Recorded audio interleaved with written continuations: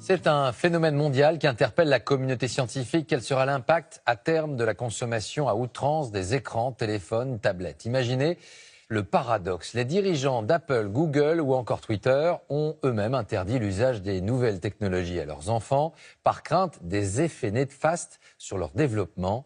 Les scientifiques, en tout cas, désormais multiplient les alertes face à cette addiction. Illustration concrète ce soir avec cette expérience menée en Angleterre dans 4 familles. Grand format signé Loïc Delamornay et Anto Filippi. L'expérience a été menée dans 4 familles parfaitement banales des temps modernes, c'est-à-dire où des enfants ont les yeux rivés sur leur tablette. L'objectif est d'observer ce qui les poussera à quitter leur écran des yeux, alors qu'autour d'eux, la réalité change. Les parents sont complices de l'expérience.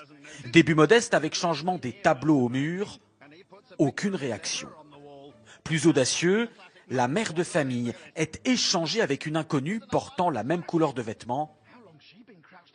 Les enfants ne remarquent toujours rien.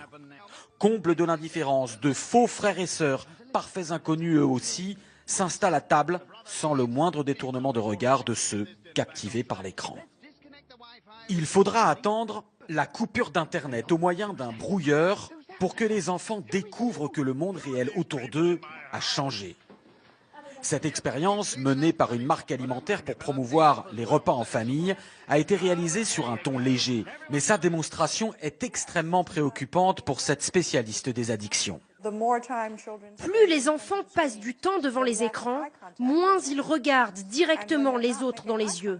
Et sans regard direct, on ne lit plus les codes sociaux, donc ils n'apprennent plus à vivre en société. Il y a donc des effets directs sur le cerveau et l'apprentissage, similaires à ce qu'on observe avec n'importe quelle substance addictive, y compris les drogues. Une vraie drogue, le mot est lancé. Au Royaume-Uni, une autre addictologue réputée est allée encore plus loin, déclarant récemment dans une conférence « Je dis toujours aux parents, quand vous donnez à votre enfant une tablette ou un smartphone, en réalité, c'est comme si vous lui donniez une bouteille de vin ou 1 gramme de cocaïne. » Ce psychiatre britannique, lui, a été l'un des premiers, il y a 10 ans, à considérer les jeux vidéo et les écrans comme une addiction grave, avec là encore des comportements similaires à la drogue, y compris lorsque les patients sont en manque.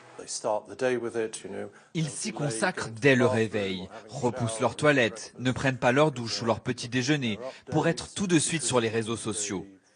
J'ai eu des patients à la clinique qui, privés de leurs écrans, devenaient suicidaires, devenaient violents. J'en ai eu qui nous menaçaient avec une batte de baseball si on leur coupait leur connexion Internet. Sans atteindre une telle extrémité, la famille Cook subit cette dépendance aux écrans. Le fils sur son smartphone, la fille sur sa tablette, et des parents qui se sentent dépassés. Quand je vois les réactions de mon fils, si on lui enlève son portable, c'est une addiction. On va peut-être devoir faire une intervention. Je plaisante pas, c'est comme un drogué. L'intervention, cela peut être ceci, un sevrage, qui utilise là encore les mêmes techniques que pour les addictions à la drogue. Au Royaume-Uni et aux États-Unis, de nombreuses institutions proposent des cures de désintoxication en pleine forêt. Ce jeune homme est là depuis plusieurs semaines et semble littéralement renaître. Je commence enfin à me dire, va dehors, il y a un monde entier à voir et à explorer. Et quand tu ne fais que fixer ton écran, c'est vraiment malsain. Des cures loin du monde technologique. Dans ce centre, il n'y a qu'un seul téléphone du siècle dernier.